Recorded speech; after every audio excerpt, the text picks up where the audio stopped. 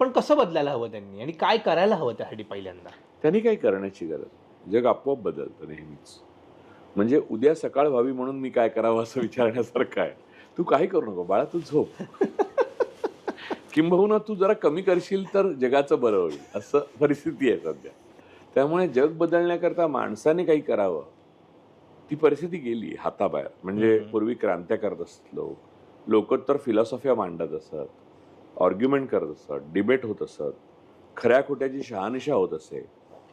हे सगळं होत नसल्यामुळे जग बदलणार कसं? तर जे बदलतं आहे तेच जग असं मानायचं.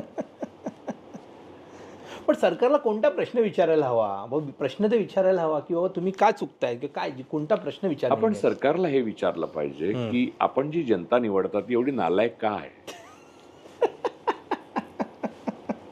कारण आतापर्यंत लोक सरकार निवडत होती. आता लोक